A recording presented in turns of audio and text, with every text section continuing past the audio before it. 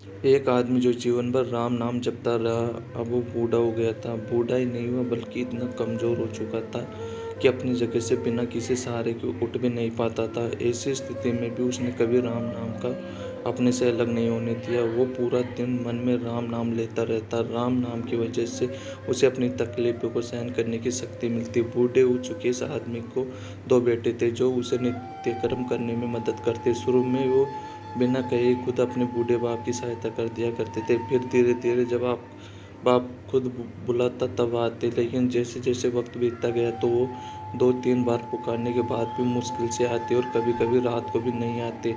अब हालत ऐसी हो चली थी कि अक्सर बूढ़ा बिस्तर गंदा कर दिया करता था और जब तक उसके बेटों से सहायता ना मिलती ऐसे ही गंदे बिस्तर में पड़ा रहता। बूढ़ापा बढ़ता जा रहा था, उसकी नज़रें कमज़ोर हो चुकी। इतनी बददारी में भी उस आदमी ने राम नाम का साथ नहीं छोड़ा था। एक बार बूढ़े को नित्य कर्म करना था, उसने आवाज़ लगाई और अगले ही पल किसी ने उसका हाथ बड़ी कोमलता से पकड़ा और उसे नित्य कर्म करवा कर उसके बिस्तर पर लिटा दिया। यह रोजाना होने लगा। जब भी बूढ़ा आवाज़ देता अगले ही पल उसकी मदद करने के लिए कोई आता और उसे उसके सहारे काम करा कर वहाँ से चला जाता।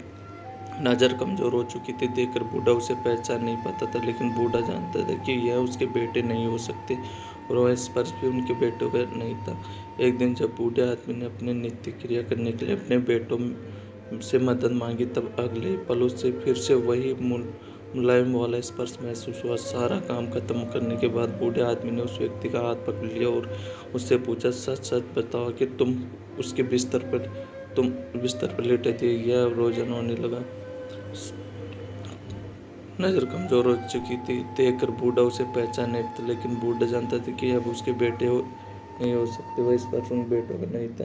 बूढ़ा ने नित्य क्रिया करने के लिए अपने बेटों से मदद मांगी। अगले से फिर से वही मुलायम स्पर्श वाला महसूस हुआ। सारा काम खत्म करने के बाद बूढ़े आदमी ने उस व्यक्ति को हाथ पकड़ लिया,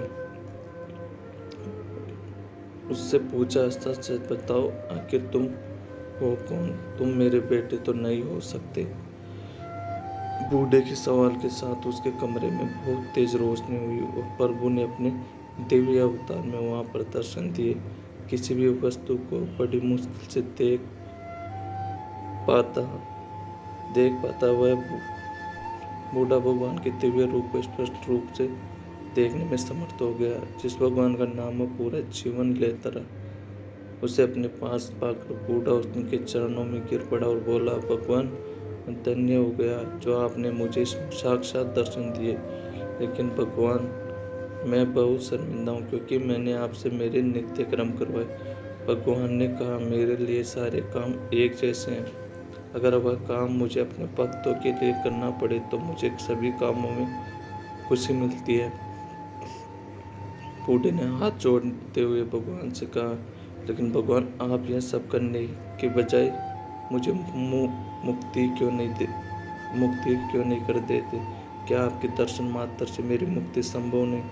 यह सब प्रारंभ की वजह से है। तुम्हारा प्रारंभ बहुत कठिन है। अगर मंद होता तो मेरे दर्शन मात्र से तुम मुक्त हो जाते। मैं चाहूँ तो तुम्हें अब भी मुक्त कर सकता हूँ, लेकिन फिर अगले जन्म में तुम्हें प्रारंभ को भोगने के लिए आना पड़ेगा। इसलिए मैं तुम्हें खुद तुम्हारा प्राण काट कर मुक्त करवाने के लिए सहायता कर रहा हूँ। भगवान ने कहा। इतना बोलकर भगवान वहाँ से अंतर्धान हो गए। कुछ महीने और काफ़ी तकलीफ भोगने बाद आखिरकार बूढ़े को मुक्ति मिल गई। अगर दोस्तों वीडियो पसंद आया हो तो वीडियो को लाइक कर